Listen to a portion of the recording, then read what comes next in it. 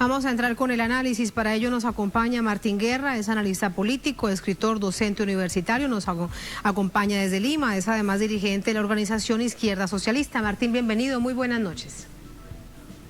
Muy buenas noches, Tatiana, qué gusto estar con ustedes aquí en el programa. Muchísimas gracias. Primero, preguntarte acerca de lo sucedido en el Congreso la víspera, anoche, más de medianoche, donde se aprueba esta moción para expresarle directamente al presidente Pedro Castillo a través de una comunicación que renuncie a su cargo de presidente. Ahí, según vemos las votaciones, un hecho, digamos, muy similar a las votaciones anteriores, porque no se lograba lo que se necesitaba para lograr la vacancia presidencial, que era lo que se había apostado por lo menos en 2 oportunidades. Quiero preguntarte de tu análisis. Bueno, lo que se observa con la votación, como bien señalas, que es similar a las votaciones anteriores, es que el presidente Pedro Castillo no termina de entender que todavía está a tiempo de retomar el programa original de transformación por el cual el pueblo votó y que tiene todavía el apoyo de ciertos sectores mayoritarios de la población que está relacionada sobre todo con el trabajo más esforzado. Me refiero a los obreros, los campesinos, los mineros y una serie de sectores de nuestra población peruana que ha venido sufriendo el golpe del neoliberalismo. Eso se traduce de alguna manera a través del Congreso, pero más bien los que buscan la desestabilización política del país, una vez más, porque lo vienen haciendo desde antes incluso que el presidente Castillo jurara su cargo, sí lo saben. Ellos sí saben que no tienen todavía todo el poder para poder hacer renunciar al presidente de la República o ocasionar una vacancia presidencial. El cargo de presidente es irrenunciable, así que esa moción no pasa de ser un juego político más para poder causar zozobra en la población ante el fracaso, Tatiana, que han tenido con las jornadas de vandalismo que han tratado de colocar por encima de las justas reivindicaciones de nuestro pueblo. Porque hay que hablar de eso también hoy día. Es importante señalar que hay 2 dinámicas en las protestas que se han estado dando en el país, y no como los medios de comunicación de la concentración mediática en nuestro sufrido país tratan de plantear, como que solamente es un motivo el que hace marchar, movilizarse a nuestra población y a diversos sectores laborales, y que todos están por ese mismo motivo, que es vacar al presidente y pues ocasionar el fin del programa que él defendía en la campaña del año 2021. Eso no es cierto, entonces podemos analizar también esas 2 dinámicas que se han dado en las movilizaciones sociales en el Perú. Eso resulta muy importante, Martín, porque una radiografía es lo que vemos en Lima, lo que sucede en Lima, en donde algunos sectores que se movilizaban esta semana han dicho que se vayan todos, pero en otras partes del país, por ejemplo en Cusco, en las movilizaciones, sectores sindicales decían lo que el presidente tiene que hacer, además de que lo acompañamos, es cerrar el Congreso. Quiero preguntarte entonces de esas 2 dinámicas, si te parece hablemos primero de lo que sucede en Lima. Si directamente esas movilizaciones están marcadas por la acción política de la extrema derecha, por el fujimorismo. Claro, el presidente Castillo es elegido en plena crisis, digamos, ampliada por la pandemia y en plena crisis económica.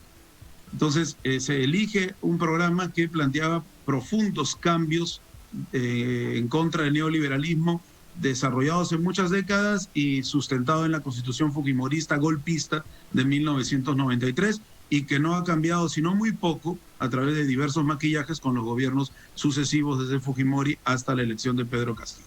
Entonces es obvio, Tatiana, que la población, al ver que el presidente era bloqueado y sigue siendo bloqueado por la ultraderecha, los fascistas y también por la derecha liberal, que no quiere ceder parte de, como decimos aquí, de la distribución del pastel de los negocios que los ha hecho millonarios todo el tiempo, como el presidente fue bloqueado, boicoteado, con escenario de desestabilización, encarecimiento de los precios, etcétera, etcétera, haciendo que sacara a varios gabinetes ministeriales. Entonces el presidente, y ahí tenemos que hacer una crítica, en lugar de volcarse a la población que está dispuesta a asumir una defensa del proceso, lo que hizo el presidente fue pensar que iba a poder solucionar todo congraciándose con sectores de la derecha, cambiando ministros, retrocediendo en su en su programa inicial, y además rodeándose de un sinnúmero de personajes que son los vivos criollos de toda la vida que han intentado hacer un botín de algunos cargos gubernamentales, ¿no? Valgan verdad. Sí, Martín, entonces, aquí permíteme preguntarte algo. ¿Y por qué crees que el presidente hizo esto? No se necesita ser el más experto analista político para entender que en Perú o en cualquier parte del mundo no se negocia de esta manera con las derechas y las extremas derechas, porque van siempre por sus propios intereses, legales o ilegales, pero así funcionan. ¿Quién le habría dicho al presidente o de qué manera crees y se interpreta esta decisión del presidente? Bueno, el presidente es elegido e inmediatamente muchos de los que habían perdido las elecciones, tanto de sectores de izquierda como de la derecha, comienzan a convertirse en sus asesores y a ofrecerles sus servicios políticos. El presidente tiene un primer grave error: aislarse del partido que lo llevó a la lid electoral y cuyo trabajo, asociado al trabajo del gremio de maestros, eso es indudable, al cual pertenece el presidente Castillo, fue aislado del gobierno, Perú Libre, ¿no? Dirigido por Vladimir Cerrón. Él se aísla del partido y al aislarse del partido alguien tiene que llenar ese espacio orgánico. Y entonces son sujetos de diversas tiendas políticas y de diversos grupos de interés, algunos no muy santos, ¿no? En la inexperiencia del presidente, que eso no quiere decir que no pueda gobernar el país, porque nadie llega a ser presidente habiendo sido presidente antes, a menos que sea una segunda elección, ¿no? Entonces, no se trata aquí de experiencia o no, él es un dirigente sindical cuajado. El tema es que sin organización política no podía mantener un programa. Entonces, justo tu pregunta ayuda a concretar lo que veníamos diciendo.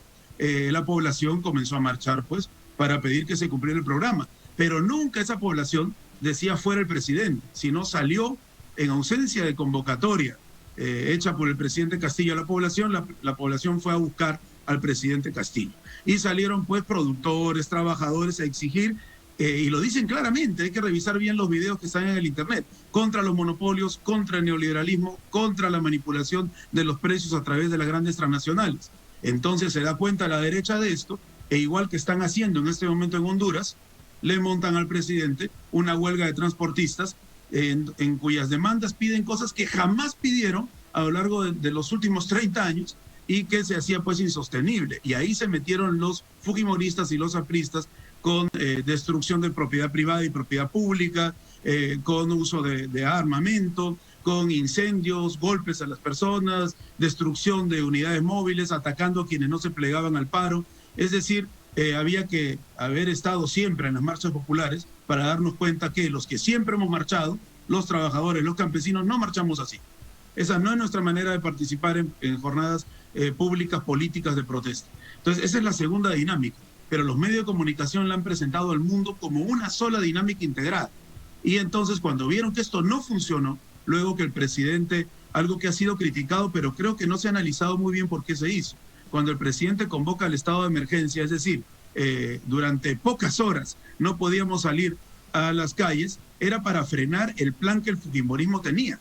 El fujimorismo dio un golpe de Estado, Tatiana, hace 30 años, un 5 de abril, y querían que este 5 de abril reeditar eso con desmanes e incendios y quemas, destrucción, como lo han hecho en el Poder Judicial, y hacerla en varias oficinas el 5 de abril. Entonces el presidente, con mucha habilidad, paralizó las funciones públicas ese día. Ahora dicen que se ha perdido dinero, que las empresas han perdido dinero, van a decir lo de siempre, pero se frenó una celebración fujimorista del 5 de abril. Entonces, Martín, pero permíteme aquí preguntarte, las oligarquías a las calles. Claro, aquí también te pregunto lo siguiente. Había un tiempo establecido para mantener este control en Lima, en el área metropolitana. ¿Por qué no se mantuvo?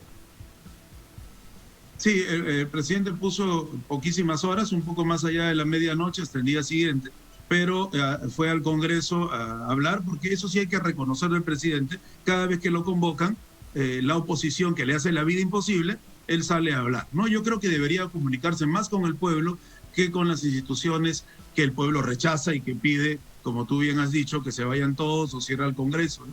Entonces él se aproximó al Congreso y ahí parece que creyó, una vez más el presidente creyó en la buena fe de estos personajes y terminó bajando su disposición. Pero creo yo que al retirarla, a la hora que la retiró, ya estaba hecho, digamos, el impedimento de la organización de desmanes en las vías públicas que quería el fujimorismo, porque el fujimorismo siempre ha jugado a lo ilegal, a la violencia, a la destrucción, a la deslegitimización del poder popular y del poder elegido, porque lo que ellos son una mafia organizada que están desesperados por no ir presos y por eso van a quemar pruebas y van a hacer lo que tengan que hacer, aliados con el aprismo que busca también situaciones similares. Entonces, Tatiana, han habido dos dinámicas.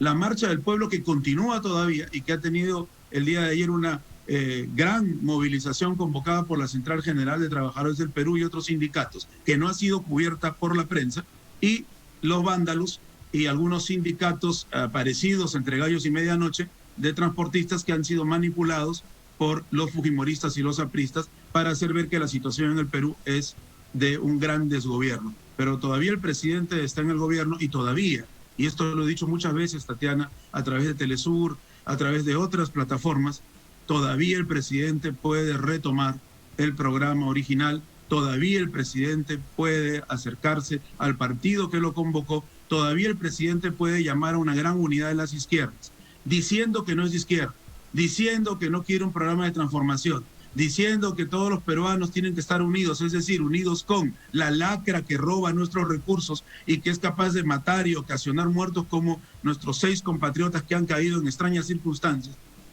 No se va a llegar a ningún lado. El presidente tiene que entender que es hora ya de levantar la bandera de la mayoría de la población que votó por él y que votó por una transformación profunda del estado de cosas, es decir, por un fin al programa neoliberal y por una nueva constitución a través de una asamblea popular constituyente.